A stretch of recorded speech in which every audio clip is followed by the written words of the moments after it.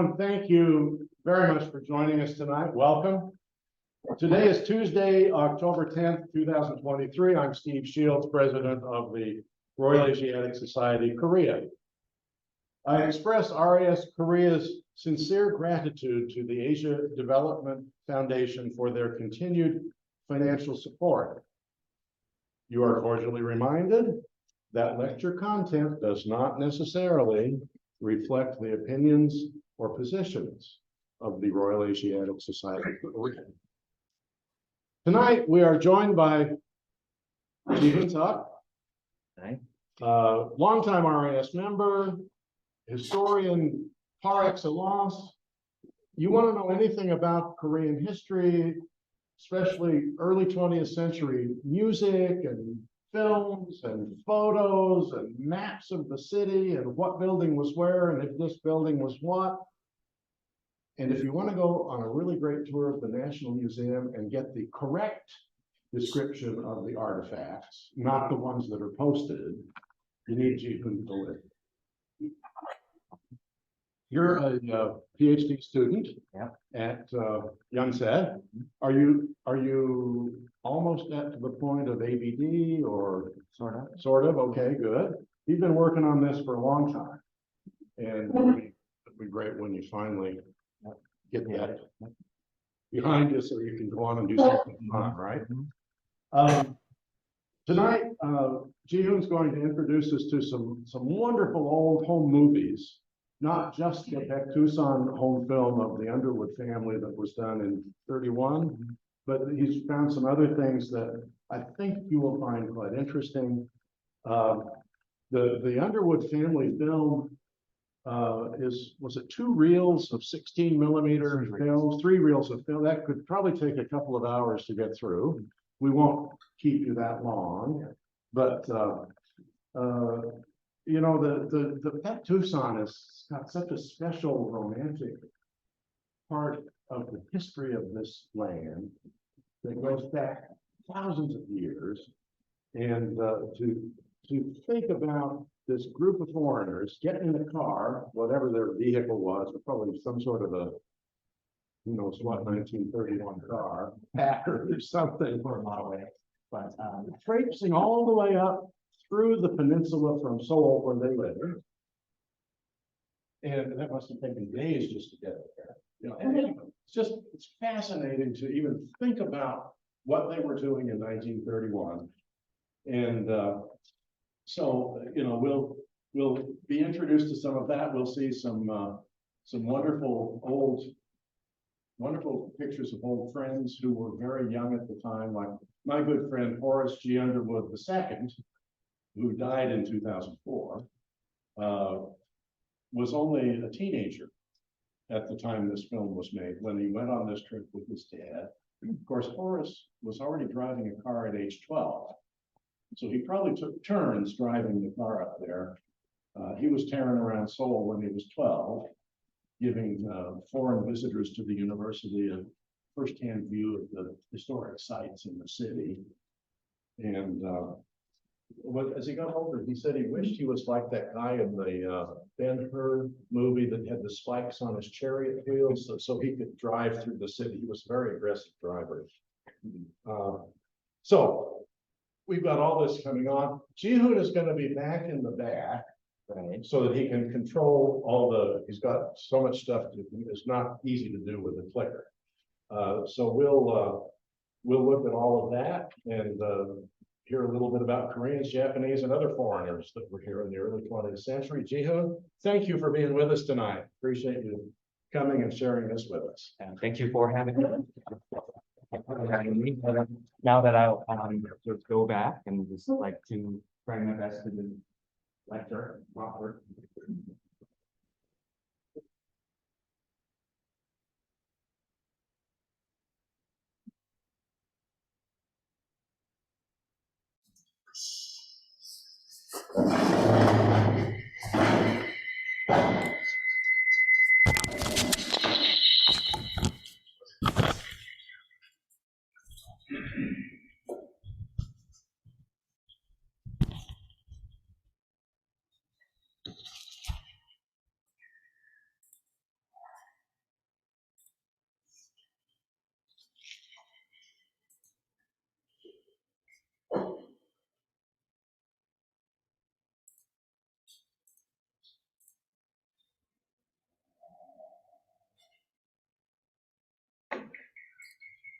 No.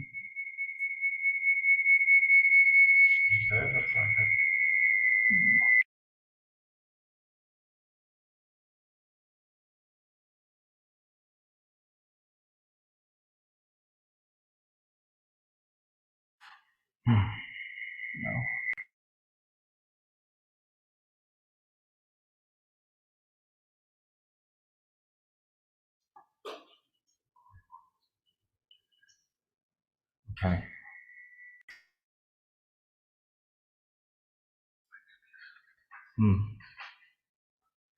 I'm not sure this is acceptable level, but I will try my best to do this. Okay. So yeah, like I said, we are going to see some of the, like Robert Shield just said, we are going to see some of the films later on this presentation, some of which were never seen the light of day until now, at least publicly. But before that, I'm going to talk a little bit about how Mount Baekdu-san, had been perceived as how the whole perception that we now have in Korea had come to this form that we now know of. And so we're going to talk a little bit about history in the first half of the presentation, and then we'll actually go to move on to watch some films. So of course, as you know, Mount Baekdu is of course in the northeast corner, almost to the corner of the Korean peninsula, and of course it has been quite significant in its own own way historically. But contrary to what people would think, the actual history, the actual significance of the mountain, that actually doesn't go that far, even though many Korean nationalists try to present this as like a tradition that goes all the way up to millennia. That's not exactly the case. So I'm going to talk about in the way that how the perception on the mountain had changed over the years. So, like I said, when did Mount Baekdu come into Korean history? The short answer is not that long ago, less than 500 years or so. And that's definitely contrary to what many Korean nationalists would say. But there's a longer answer, of course, which is quite complicated. So the earliest mention of the mountain in Korean sources, let alone Chinese sources for that matter, is from actually 959 CE. And an early entry in the Chronicles of Goryeo-sa, mentions that King Gwangjong, who is the third king of the dynasty, had ordered to send his army to banish the scattered Jurchens outside of surrounding areas of Baekdu-san. That's the first clear mention of the mountain. So it doesn't go that go before to the unified Silla or the Three Kingdoms period. It does, like, we can't find any sources for that. We do have some scattered mention of the mountain in Samguk Sagi and Samguk Yusa, which are, of course, chronicles and historical documents that talks about the Three Kingdoms period. But contrary to popular beliefs, none of the surviving references make explicit connections between the mountain and Tangun, the mythical founder of Korea, contrary to what people would say. So hardly any other Korean documentary evidence mention about Mount Baekdu until the coming of the Joseon dynasty, with King Sejong's northern conquest of 1434 to 1443, and the incorporation of the modern-day Hamgyongdo into the Korean territory for good. That's when we start to see more explicit and more detailed account about the mountain. So we have our first geographical survey of the mountain that comes from the New Survey of the Geography of the Eastern Kingdom, Shinjung Dongung Yeojiseungnam, which was published in 1530. And you see that map over there, that's the map that is included in the survey. And of course, I put this red circle down here to show our earliest map of Baekdu-san. But again, the description about the mountain is pretty scant. We don't really say, we don't have that much of a detailed account on it. But then things began to change. So the so all the way up to the early 17th century, there was hardly any mention about the mountain in any Korean sources whatsoever. But when the Manchus took up the power in the late 16th century and ultimately founded the Empire of Qing in 1644, Mount Baekdu became quite a problem for both Qing and Joseon court because it was in the middle of the border between the two countries. And also, the problem got even worse because the Manchus and the Jurchens before them believed the mountain to be sacred because supposedly one of their founders of the tribe actually was born in the lake. So this actually led to the total banishing of people actually living around it. So starting in around 1649 all the way up to 1881, for 230 odd years, no one was allowed to go into the mountain or let alone live around it. So it was completely banished from either side. No Koreans were allowed to go there, and no Chinese were allowed to go there either. So but the Qing and Joseon court still had to figure out the border problem. So they made an agreement in 1712, which made this mountain to be split in half in the middle of the border, and they ultimately erected this little still marker, the border monument, Cheonggaebi, as we call it in Korean, on the mountain. And as we're going to see later on, the Underwoods were the last people to actually see it when it was still standing. But after the Qing conquest, and of course, many of you will actually know about the very turbulent relationship between the Qing and Joseon Korea. But with the growing notion of the Korean nation throughout late Joseon, many scholars began to mention the mountain as the fatherly figure of all Korean mountains. This is a very complicated concept. Of course, it has a lot to do with feng shui and all these different notions. But the whole idea is that the Baekdu-san basically gave birth to several of these mountains and, like chains of mountains. So the concept of what we call Baekdu-daegan, or literally translated the Great Baekdu Backbone. Backbone here means the backbone of the peninsula. The whole concept became fully immersed into the early to mid 19th century, and by 1860s, when several maps and geological surveys were published, this became a common knowledge. After the defeat of Qing China in the Sino-Japanese War of 1894, however, the new Korean Empire wanted to claim rights to what they call the Kando region, which is in the southeast side of the Manchuria. The reason for that was that there were many Koreans already living in the area because this was literally a gray area between Qing, China, and Joseon Korea. So to evade taxes or other forms of what they saw as suppression, many Koreans ended up living in the area. But the new Joseon, like the Korean Empire, wanted to claim their sovereignty over these areas, and because of that, Mount Baekdu became the symbol of national pride, and also the starting point of the Korean claim to the Kando region, because it was literally in the middle of the Kando region that extended well into the region, like all the slopes and sides and valleys. So yeah, this became quite important again.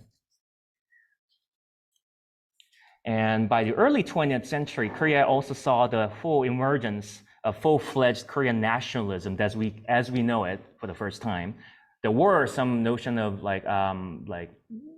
sovereignty and uniqueness to the Korean race kind of a thing already before, but early 20th century is when we started to see a lot of talks, open talks and discussions about the Korean race, Korean nation, and etc.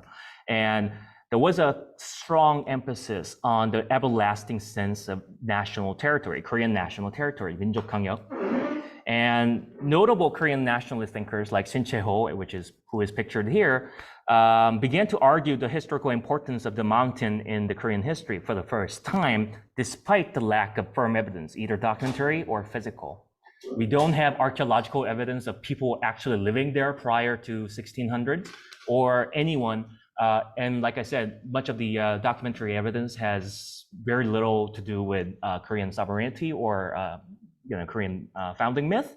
But he's the one who actually first argued that the legendary Great White Mountain, Baekdu-san, which is mentioned in Samguk-yusa, that's the spot where Dangun, the legendary founder of Korean people, founded Kojo-san.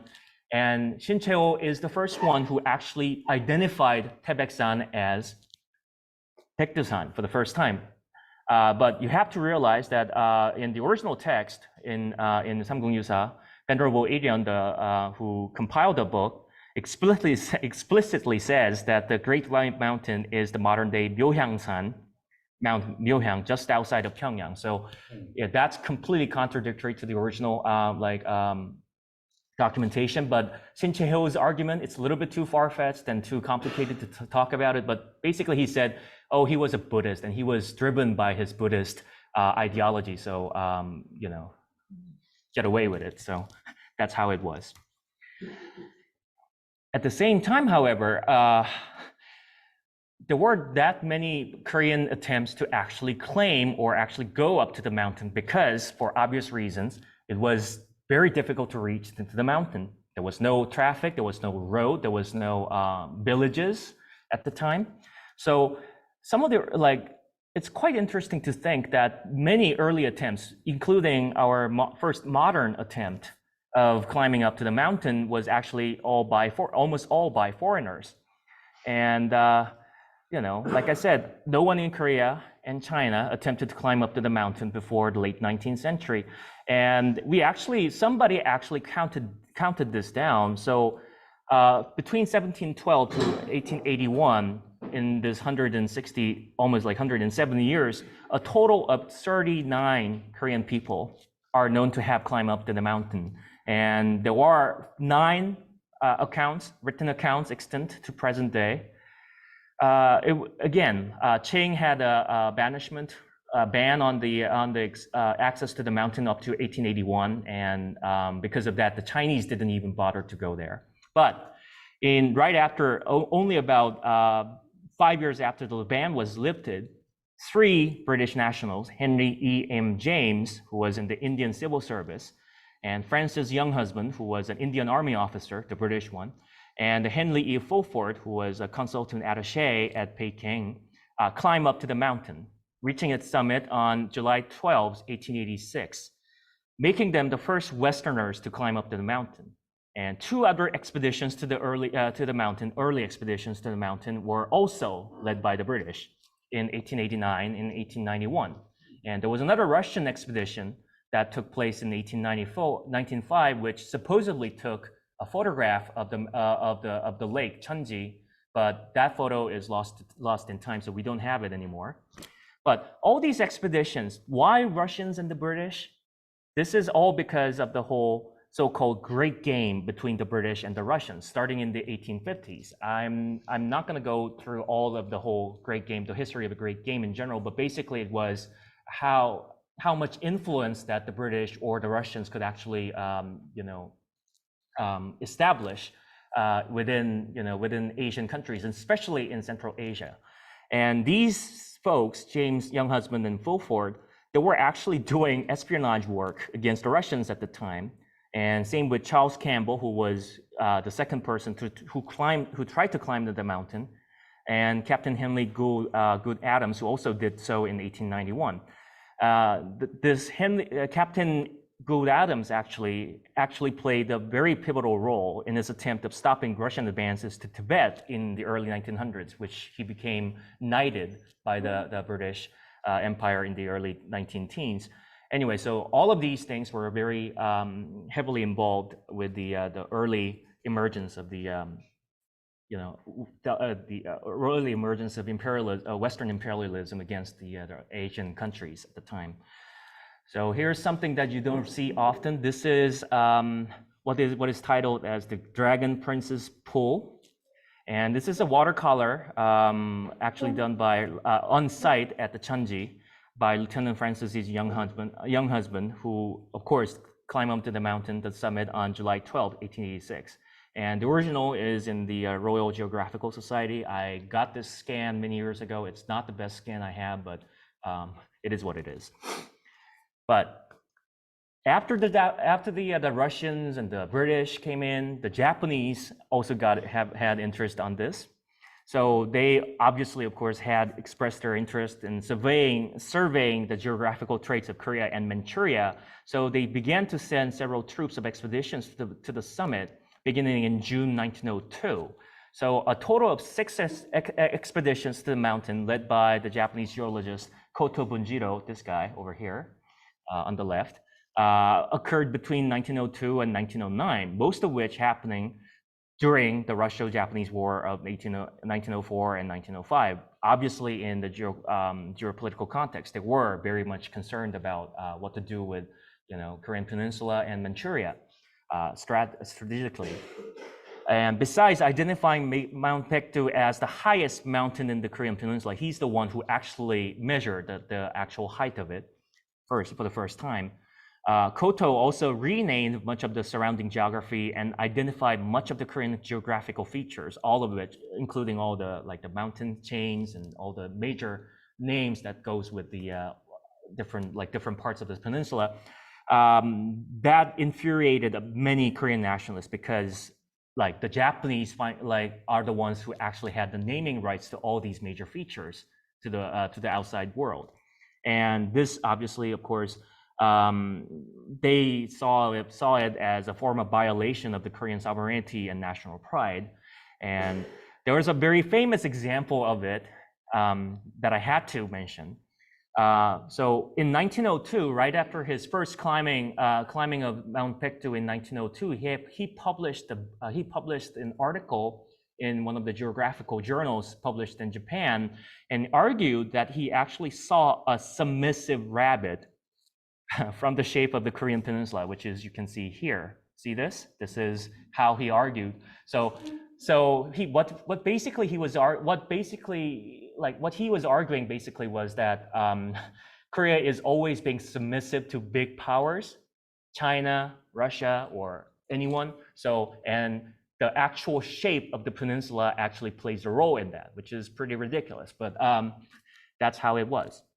But then, about 6 years later, another Korean intellectual by the name of Choi Nam-sun, instead he countered his claim by drawing this map on the right side, and he obviously saw a roaring tiger figure on the peninsula.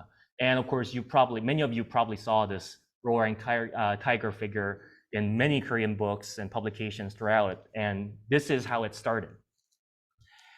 After Korea's annexation to Japan in 1910, however, the Japanese prohibited the civilian climbing of the mountain again because this was becoming too sensitive. And again, because it was right in the middle of the border between China, and except for there was only one expedition that was allowed in the first decade or so of the Japanese rule, which was in February 1913. There was a meteorologist by the name of Wada Yuji who did some observations of the weather in the region.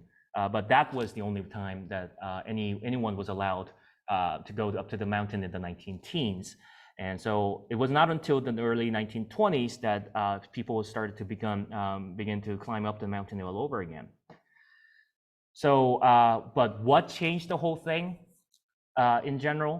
Of course, the March 1st movement, the massive nationalist protest against the Japanese in 1919.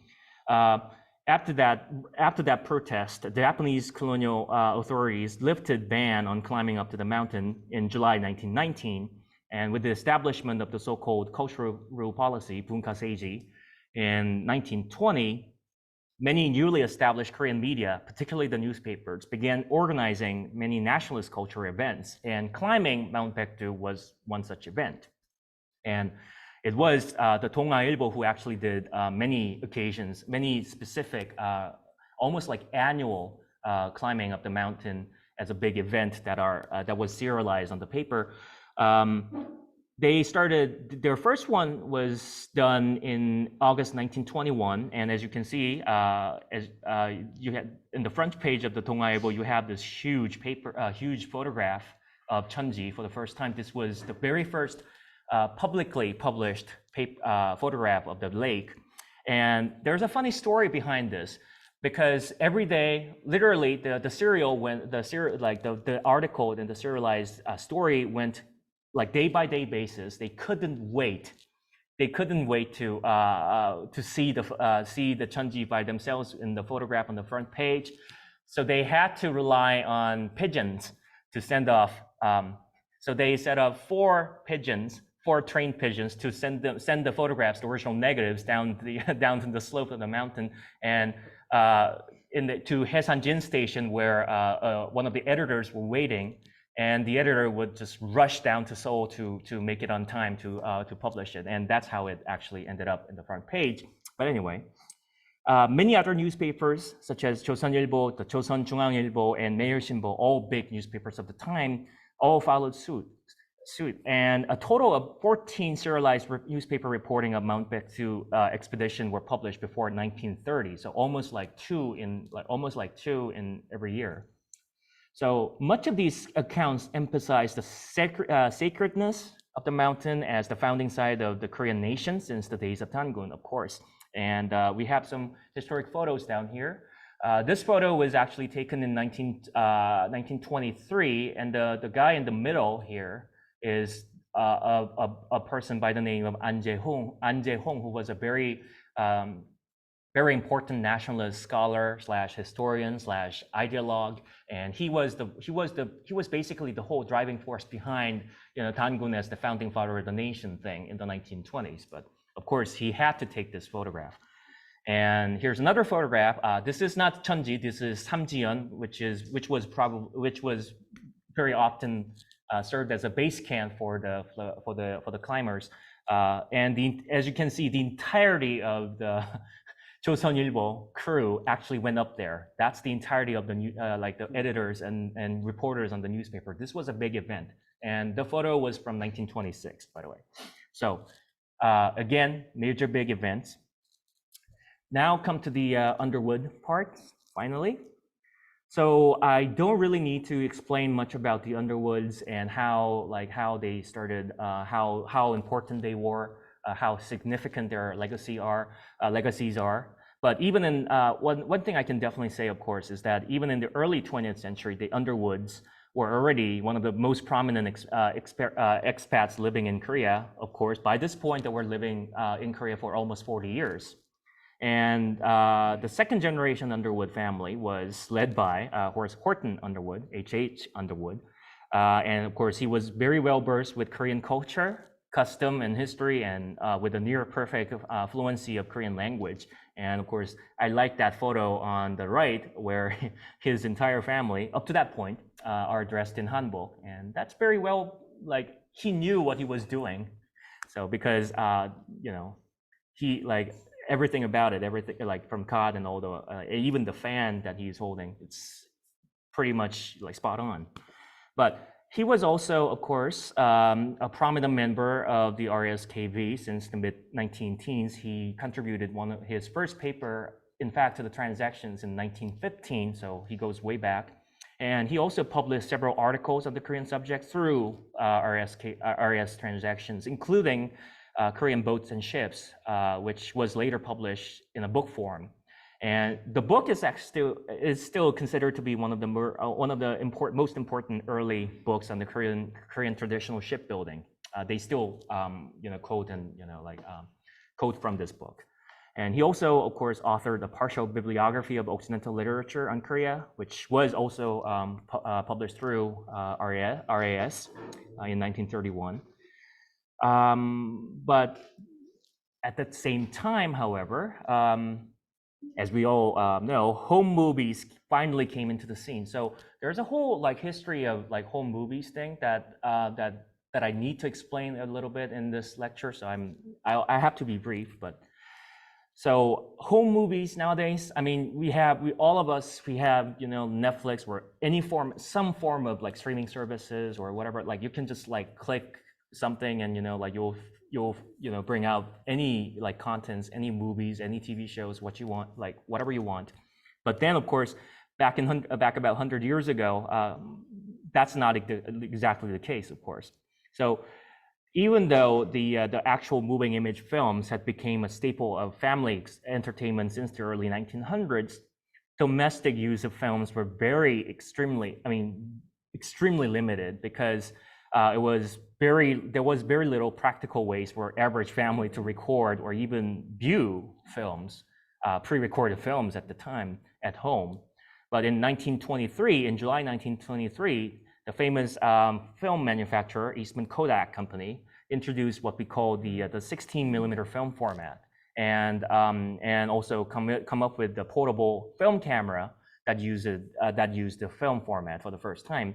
And this was less than half of the size of a regular film, and it was quite easy to use. It was just like literally just push the button. Like you have to wind up the spring, but other than that, it was pretty easy to use. And the format took off, and it became the home format pretty quickly, and initiating a huge demand for consumers. And because of that, other manufacturers start to join it. And by the late 1920s, it became quite affordable.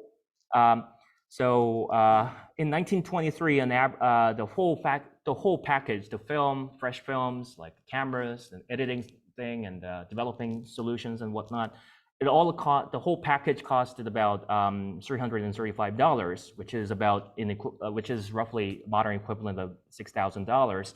But by 1930, the whole price went down all the way up to $130, which is like 1/3 of the original price. So many middle class and upper class families began to actively shoot home movies throughout the 1920s and 30s. And for more economically challenged people, smaller formats like the 8 millimeter film or 9.5 millimeter film, which didn't really took off in the US, but pretty popular in Europe, were introduced later in the decade. And because of that, as early as 1926, we start to see advertisements in various newspapers in Korea that many camera stores at the time began to sell these things to those who could actually afford it. And the Underwoods certainly could afford them. So many of these early home movies, and obviously, as we still do, record travels and other special events that were deemed memorable. So our earliest known home movie film that features scenes of Korea is from July 1927, when the U.S. Minister to China, John Van Antwerp McMurray, had his family vacation in Korea, particularly in Kumgangsan region. So he filmed his journey there, and I'm going to show some of that clip right after this. But there are some other like home movie films shot in Korea in the late 20s and 30s. I personally identified about 20 of them, which are quite significant. And of course, there are mostly family vignettes and mostly foreigners filming their vacations or like certain events in Korea. By the early 1930s, however, people began to have more sophisticated use on these films. So some people were becoming more or less semi-professional filmmakers. And one particular interesting individual in this regard is this man by the name of Fred C. Ells, who was an accountant working for the Japanese branch of the Standard Oil Company. And he got fascinated about Korean culture and Korean people in general when he first visited in the mid-1920s. And then he decided to make a film, specifically a documentary film about Korean farming practices. It's called The Korean Farming, an Oriental Epic, which actually got several awards, and it's current for much of the 1930s and onward. It became almost like a staple for many educational purposes, for schools and churches and whatnot. Anyway, I'm going to show that clip also. And several of these films were even copied and circulated among the missionaries stationed in Korea. And I did specifically mention Fred Ells because we know that Horace H. Underwood had a copy of the film, Korean Farming. And he also sought help personally from Ells to edit his Baekdu-san travelogue films, which I'm going to talk a little bit about in a moment. But Anyway, so let's see some of the film clips. Oh no, before that, we got to talk a little bit more. Excuse me. So many missionaries beginning in the early 30s began to make films, but largely for the it's primarily used for the supplement to their annual mission reports. So instead of actually writing about it, why don't we just film it and send it over there so that people can actually understand better what they were doing? So several of these missionary films shot in Korea had survived too, and including this fabulous collection called J.H. Morris Korean archival film that was only discovered only 2 years ago in 2021. It's 5 hours worth of footage, which is quite incredible. And Horace Underwood was also quite eager to have films made, and primarily to record his development of the Joseon Christian College, the precursor to modern Yonsei University, which I'm going to show. And that photo over there, that's a real thing. A Keystone 16mm projector model 82, manufactured in 1931. It still survives in the Underwood Memorial House Museum in Yonsei University. It still works. I tested it when I was working there. So anyway, so this is literally the very machine that they actually show these films to people.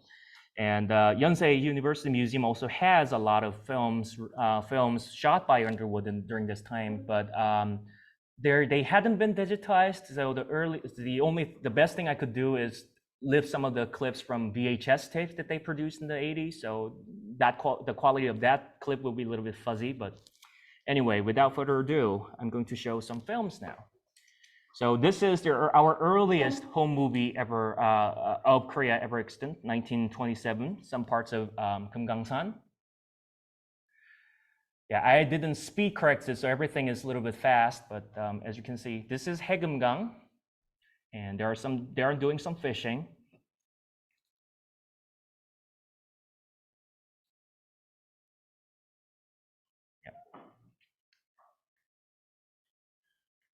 Jihoon, you said you didn't speed correct it. Yeah. A lot of times when we see these old films, they seem too fast. Yes. Was that normal for the So speed?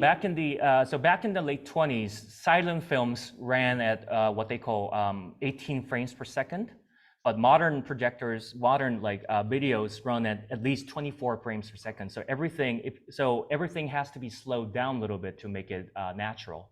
So it's about 50% fast. But yeah, that's how many silent films look kind of like silly. So, but if we were watching this whole movie Back then with if you use proper equipment with the correct projectors, it will run fine. But we still can. I mean, we can still. That's Shingeasa, which is long gone. It's completely destroyed during the Korean War. The original film is about 28 minutes, but I'm not gonna show much of it. But I'm just gonna show the first minute and a half or so.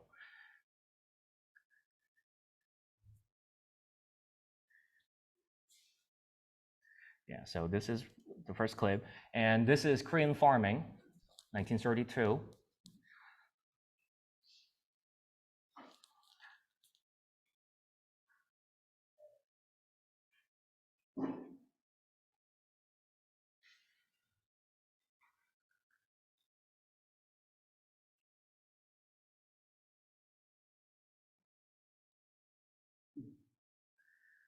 Much of the whole, this man was actually living in Pocheon. I don't know how they actually ended up going all the way up to Pocheon to film this, but somehow they did.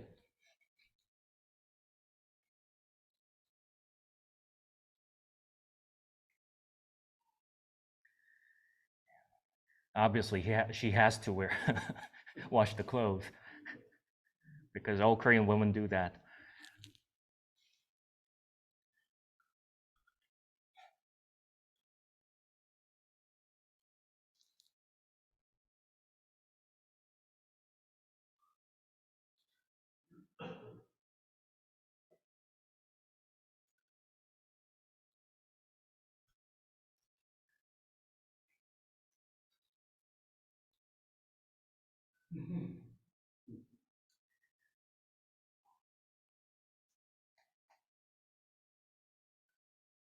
like I said, this film actually won several awards, like including the American Cinematographer Award in 1934.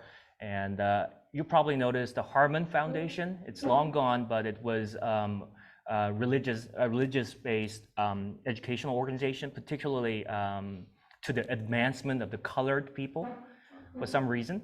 But anyway, so this film is about like an hour long. Again, obviously, I don't have much time for that, but I'm just going to show some snippets of it.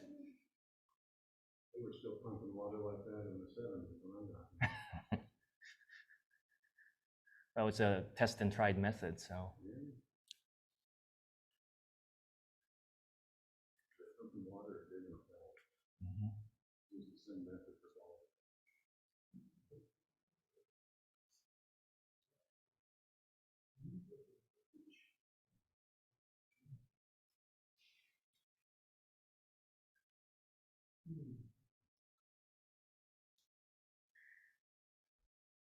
So Fred Ells spent almost a year filming the entirety of the whole like circle of farming. So besides all that, and he also filmed quite a lot of other stuff, like including marriage and burial, and funeral and burial, and all kinds of different stuff. But anyway, don't have much time for that, unfortunately. But this is something that I really wanted to show to you. This is definitely the precursor of our the RES garden party events, but with much younger demographics, so to speak. So of course, this has to be Empire Day. Empire Day, of course, is was Queen Victoria's birthday, of course. British consulate, of course, which is now the British Embassy, the same place. Last month, which I missed, unfortunately. But anyway, so 1937, and this clip comes from that fabulous collection of J.H. Morris collection. And the best part of this film is, I'm going to talk about it about 40 seconds into that, and yeah, this is speed corrected, by the way, so it's slightly more natural in its motion, but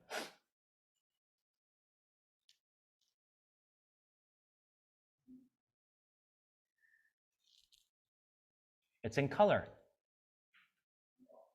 This is one of our earliest surviving color footage. It's like J.H. Morris, who filmed it, he mixed the color sequence and black and white sequence in this footage, but anyway, much of it is in color. You have quite a large crowd.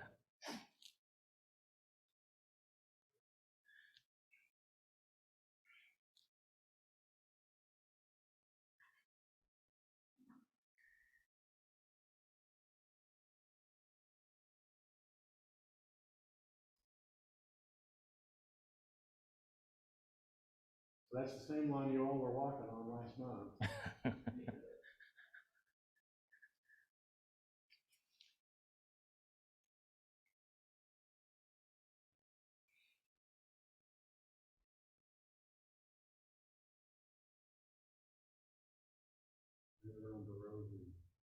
And adults are doing this too later on.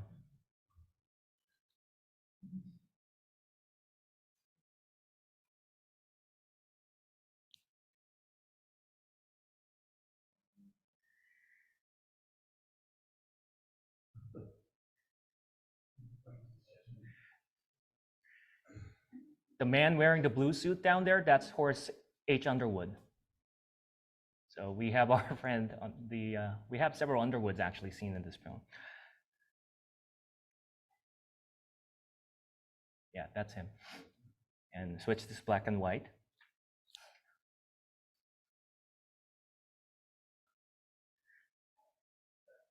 We haven't played that game with our garden parties yet. Yeah.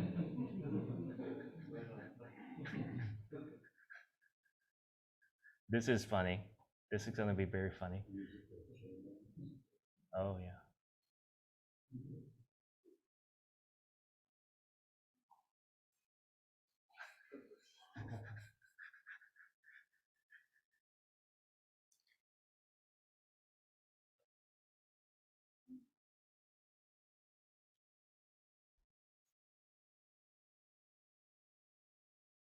"86 years ago."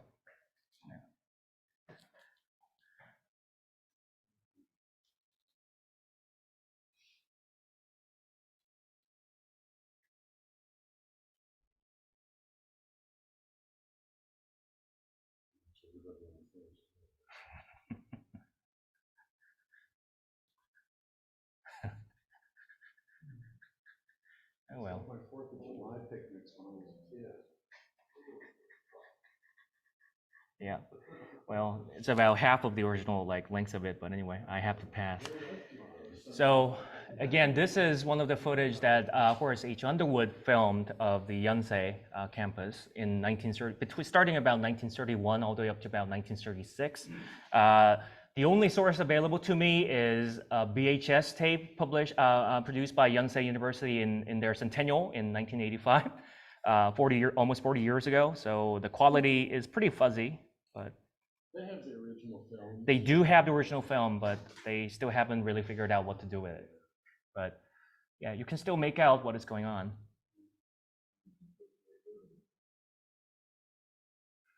So you have the 3 buildings, 3 major halls down there. Students. Of course, this was all boys' college back then, of course.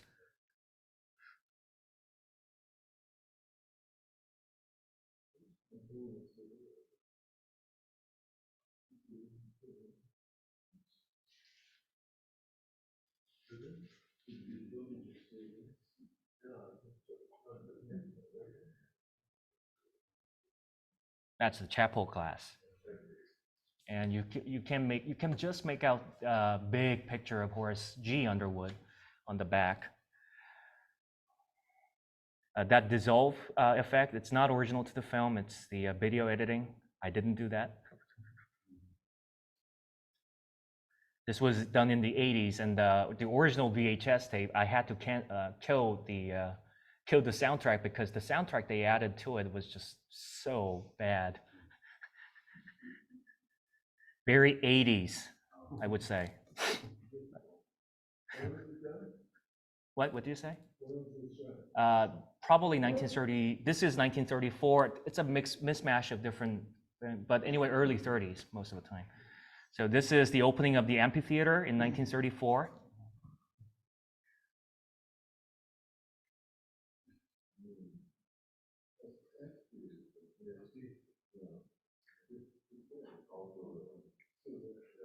That's Oliver Avison, by the way. Who was that? Oliver Avison, the dean at the time. Yeah, and of course, head of the Severance Hospital for many years. And this is the infamous Yeon Go-jeon, the Yonsei and Posong, which later Korea University. Oh yeah? Yeah. Oh yeah.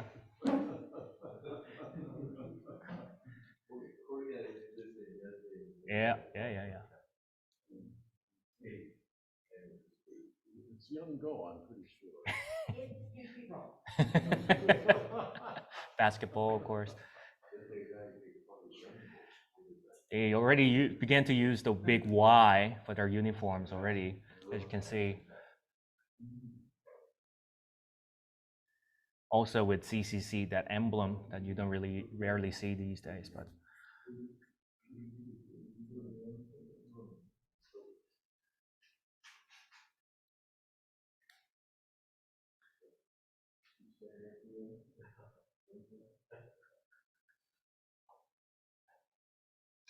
Mimeograph, trying to print the printouts, I guess.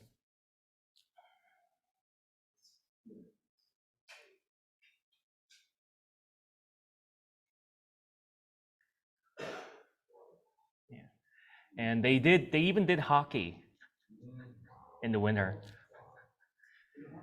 Yeah, that's a little bit of a hockey. Ice hockey. They literally poured water on the backside of the building, so that where they have the parking lot is. But anyway, so they did that in the winter. That's what we did in the winter in the 70s here. We pour water in the field and just yep. So now on to the major events. So the film itself, the Baekdu-san film. So all these things now come together. So Horace Underwood, his wife Ethel, and their 3 children, they still had 3, and 3 other Westerners, Dr. John W. Hurst, his son Donald, and Dr. Bernita Bloch, who was a female gynecologist, all working at the Severance Hospital at the time. All 8 people in total embarked on their journey to Mount Baekdu on July 7th, 1931. Well, they say it's 8 people, but if you actually watch the film, there are actually far much more people than that. They didn't count Korean servants. They had at least 6 servants actually accompanying them, but their names are not to be found, unfortunately. The children would be the twin Horace and the twins, Richard and John. Yeah.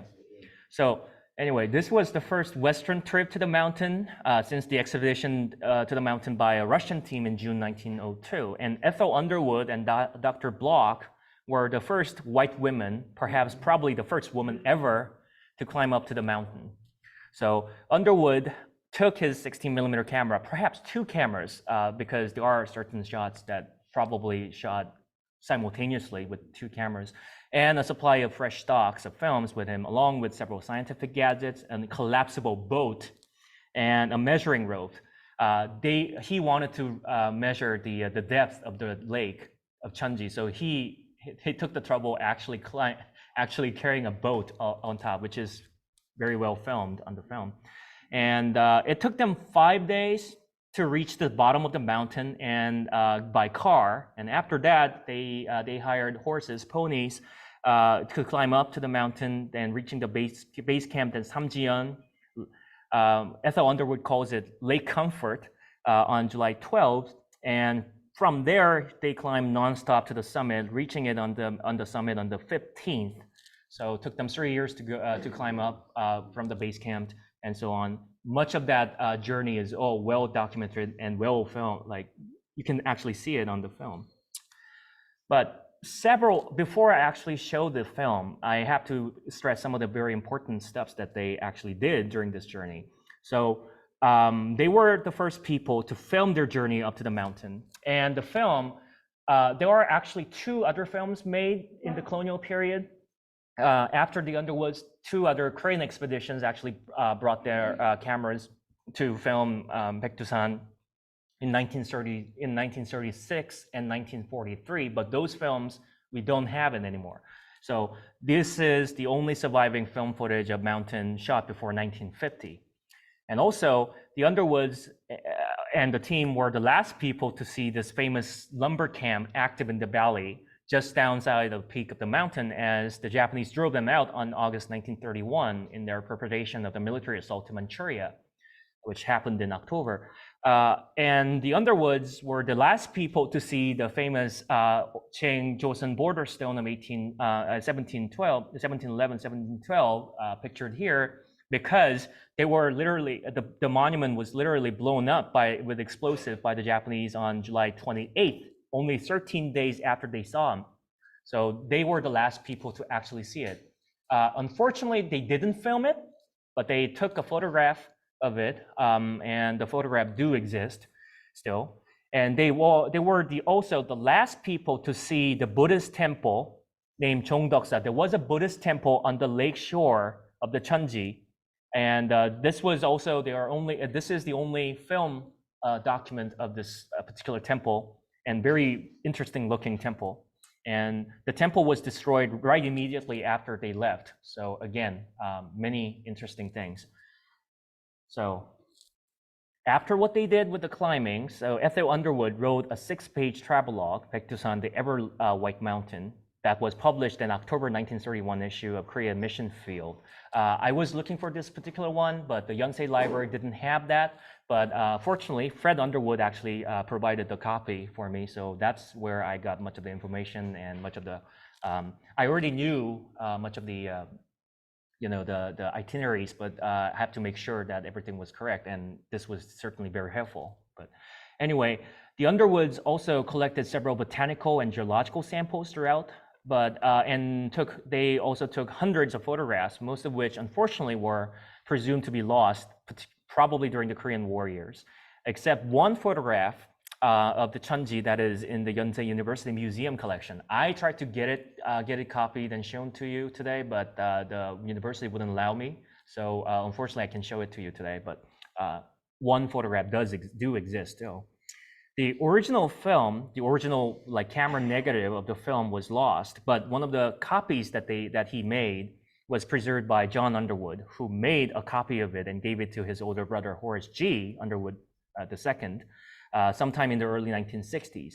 And using this copy, Horace G. Underwood gave several lectures about this trip, including at least 4 occasions for the RSKB throughout the 60s and 70s.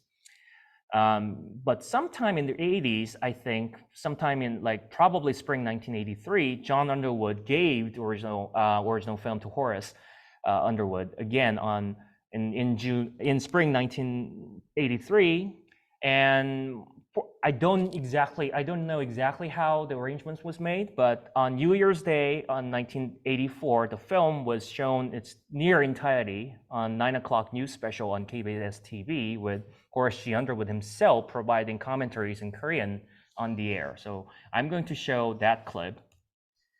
Hopefully the audio would go.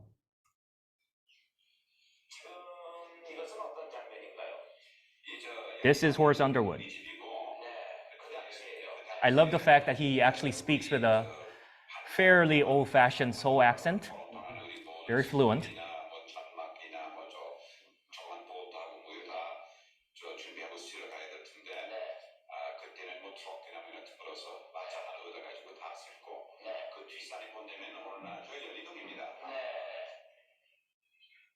So they added a little bit of sound effects and everything.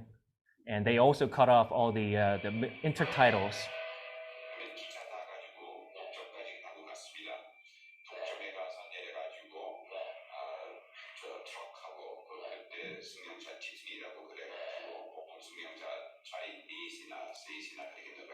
That's their car.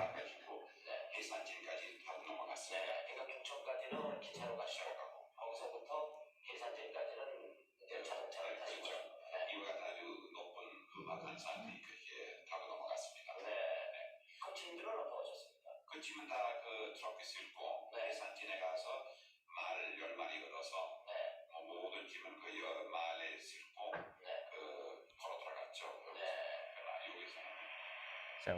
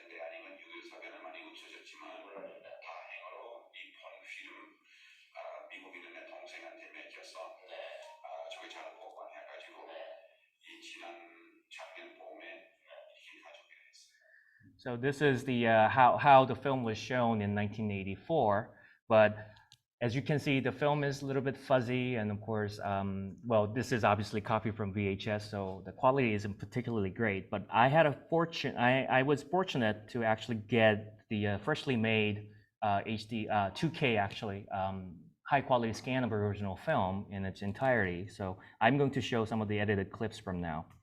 So here's the first part of the film. So beginning their journey, and that's where my lecture title comes from.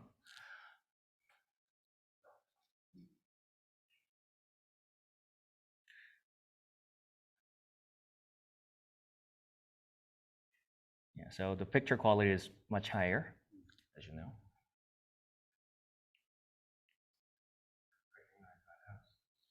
That's the Underwood Memorial House. You can still see they only have the first level of it intact. And you notice the stars and stripes?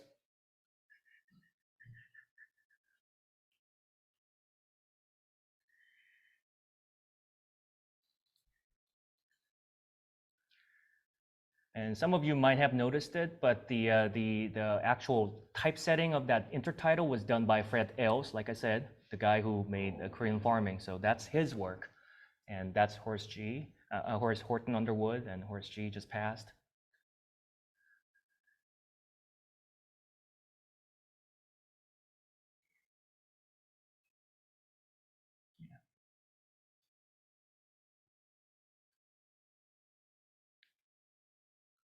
So these are two different cars, of course.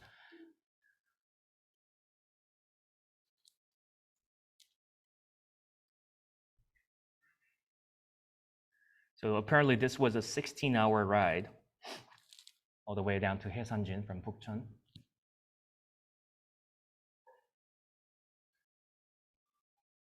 So 10 ponies.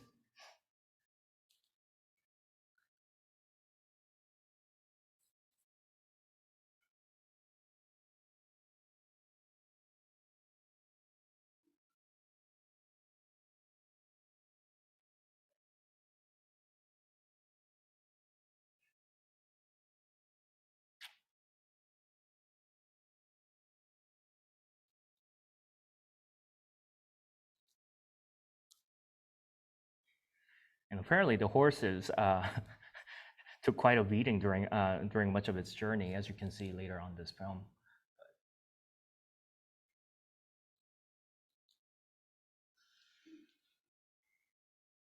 More cars.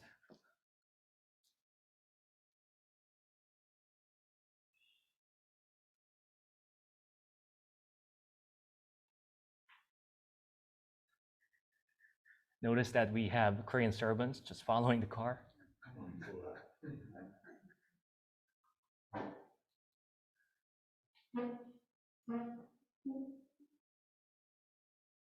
So this is the beginning of the climb.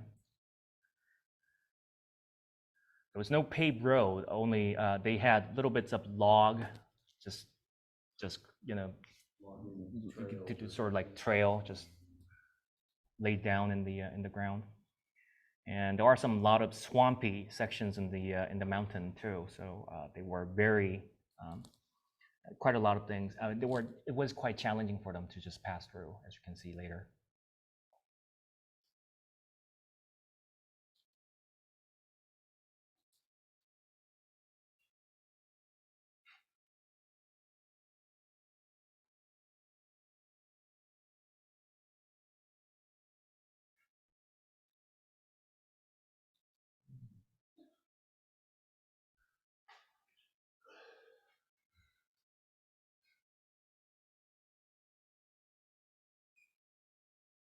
It was raining, of course. The Baekdu-san region is actually one of the most rainy area in the entirety of Korean peninsula. They receive about 280 days of rain, so they hardly have any like sunny days down there. Yeah, so this was quite a crowd, as you can see, but yeah, we only have 8 names. How many were in this? What do you say? How many people were in? We don't know. Probably up to 20 people or so. But Ethel Underwood only recorded 8 of them. So, and even Horace G. the second, in his later recollections, he only mentions 8. So most of the other people, other than one Mr. Lee, who was a very faithful servant apparently to the family, he's the only one briefly mentioned in passing. But so the forest gets thicker, as you can see.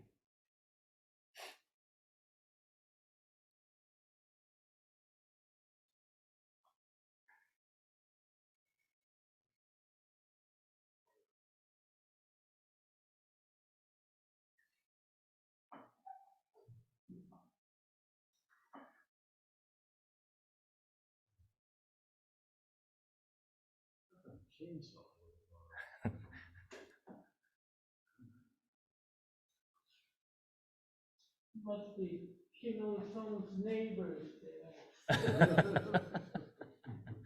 Not yet. He wasn't even here in 1931. But Wasn't he born there? well, he was 19 years old at the time. No, he was born there, right? Yeah, highly unlikely. But Kim Jong-il was born there. Oh, sorry. I thought.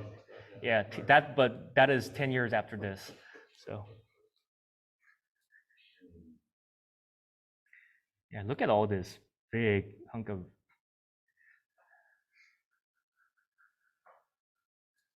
the plank. Yeah. Oh,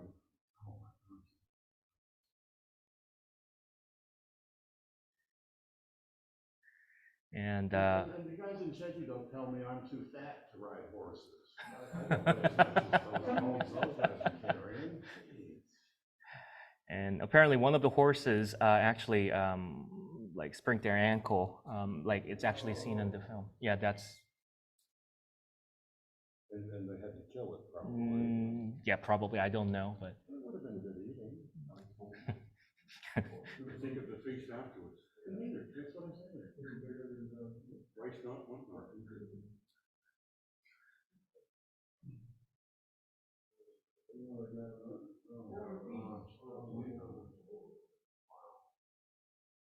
That's the canoe, by the way. That long object. Whatever you call it. Yeah, that's a collapsible. Yeah. Collapsible. Mm-hmm.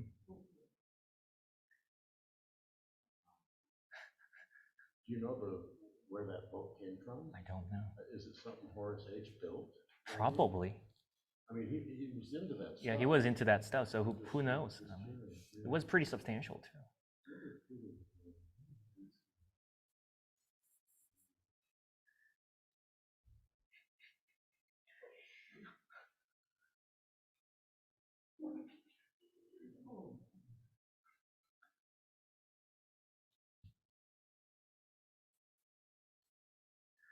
So the I could just like bring the KBS edit, but I think some of these like producers at KBS they found some of these scenes to be little bit redundant, so they cut off a lot of it. But so this is part one. So I'm just like doing a little bit of you know, like highlights of each reel. But this is reel 2. So they finally reached the Samjiyeon, which they set up the base camp. Took them two days to get here. So the base camp was up by the lake. Up by the lake, okay. But not like up in the high. Right. But you still had to keep it.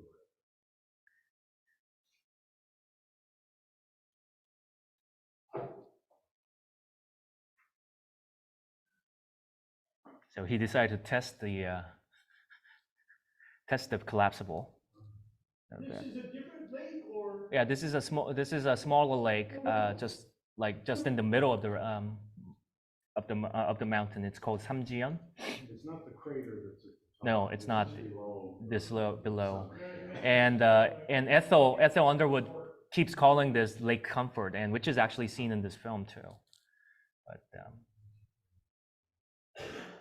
North Korea uses it as kind of a camping resort. yes. Oh, forested resort. In the KBS edit, so Horace G actually mentions that he heard that the North Koreans were developing the area as ski resort and everything, and he said that it was a blasphemy, total blasphemy to do such thing. But 1984, that'd be a good thing to say. yeah. But, so you start to see the little hill, little like glimpse of the mountain down there, and more walking. Oh, I'm tired of watching those horses. It just makes me tired to see those circles.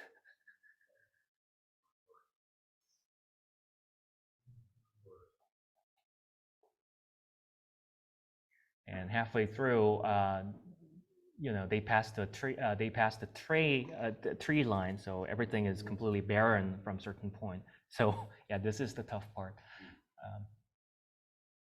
All these sections were part of that 1984 television program? Some of them were included here, others were not. I'm showing more stuff than what they actually managed to do. Again, this is a fresh scan made out of the original film. When did they do this scan? Last year, they did it last year.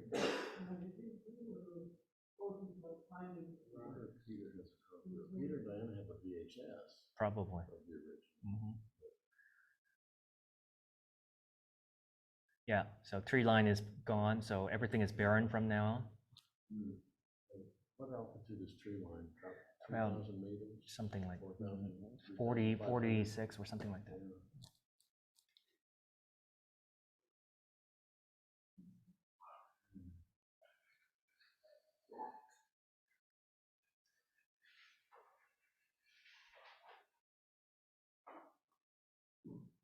But it's still dressed business casual. Yes.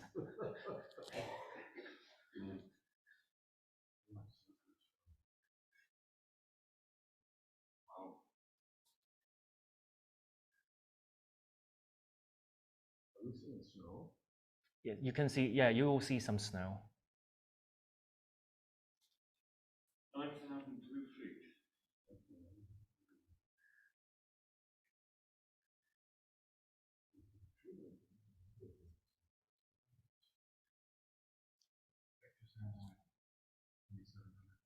Yeah, so 2744, something like that.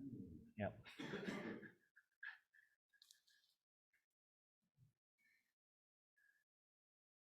You'll see some snow down there, even though it's July. July 15th.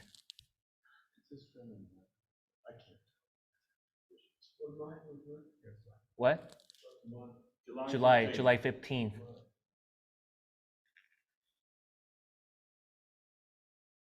So this is our earliest film footage of Chunji, like I said. Yeah, he says, inside of the cove defies July.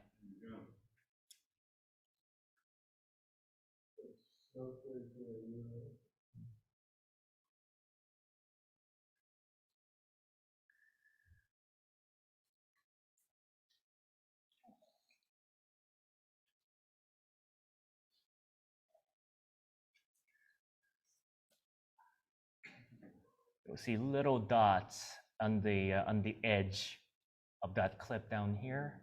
These are the folks, some of the, like half of the team. See this? A little bit of that?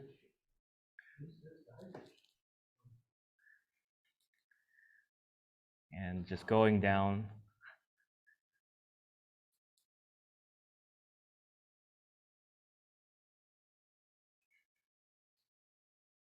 And that's a long way down from the rim to the lake. Mm-hmm. Took them 6 hours. 6 hours. At a certain point, you just get up and go home.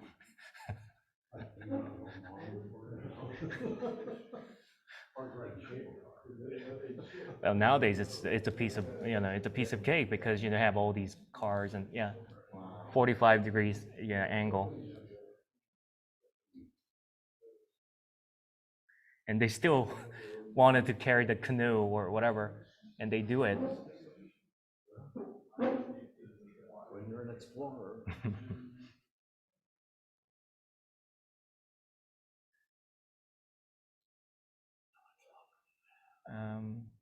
10 minutes. I think that would.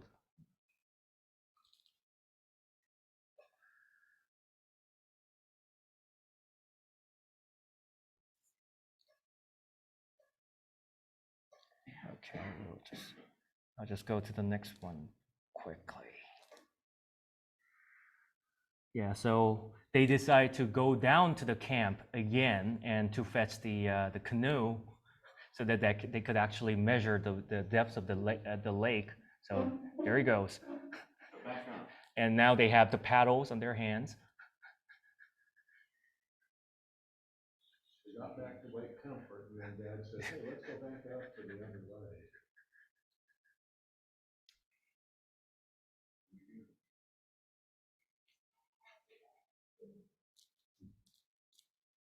Did they find the depth of the lake? They tried, so they brought this. Long enough, was it? Yeah, the rope was long enough. Is that right? Yeah. So they carried 1,400, like 1,400 feet length of, Which is a lot of yeah, rope.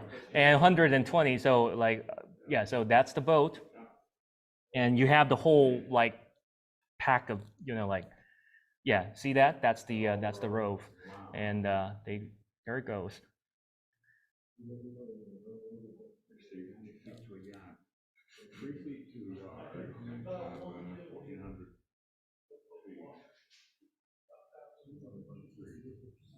1,400, yes.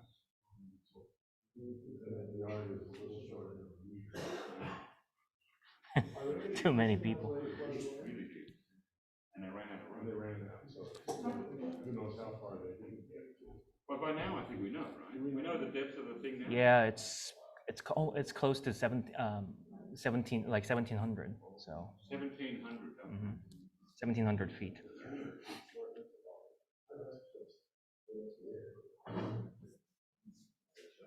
Did that and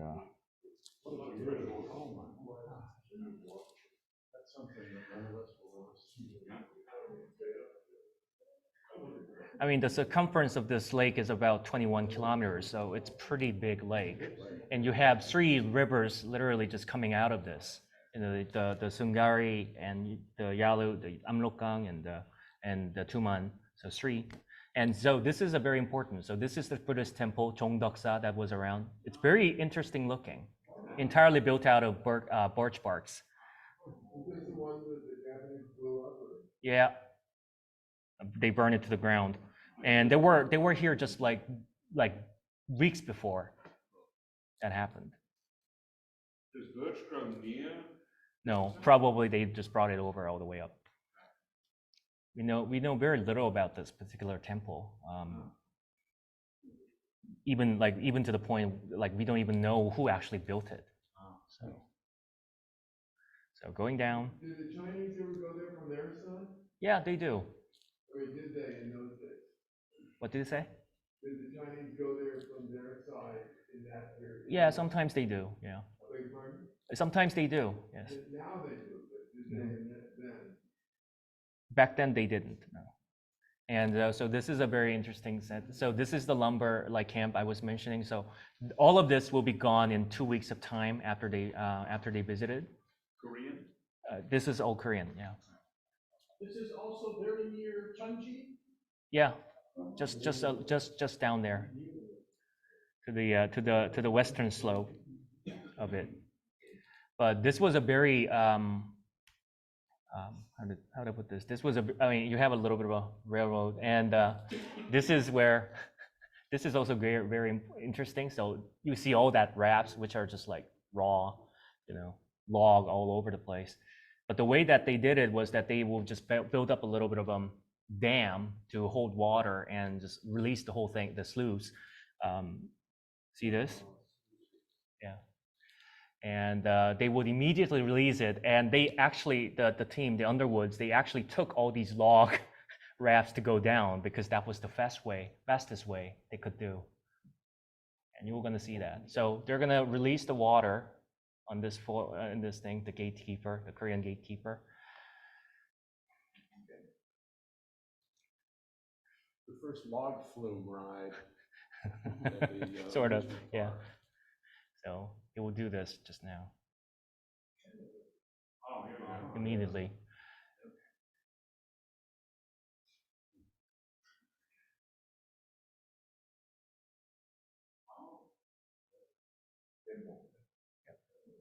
And all of the team, all of the people, all of the folks will ride onto it because that was the fastest way.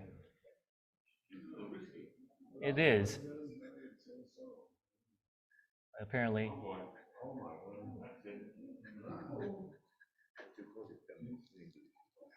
Raft.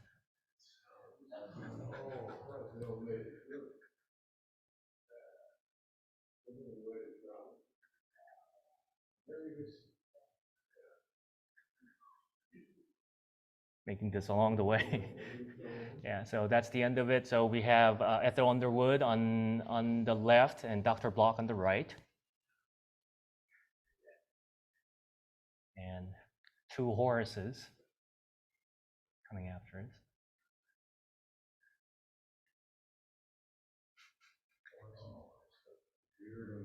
Scared the bandits.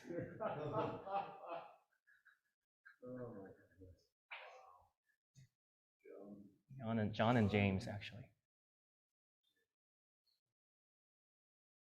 So this is the end of the film. Right. And so I have my conclusion. So I'll just do it quickly. Well, the home movie film is arguably one of the most unique and important documentation of the mountain and the region of the 1930s. And just the home movie, as Horace G was saying in the KBS clip, the knowledge and the perception about the mountain is quite much influenced by the rising interest in the mountain and the Korean nationalists since the 19th century and early 20th century, and it is very well influenced the whole undertone of the film. And it's also the film is also one of the prime examples of demonstrating the importance of home movie as an important historical document, especially with the general lack of surviving film images of Korea before the 50s. Anyway, so that's the end of my lecture, and thank you. Jihoon, thank you.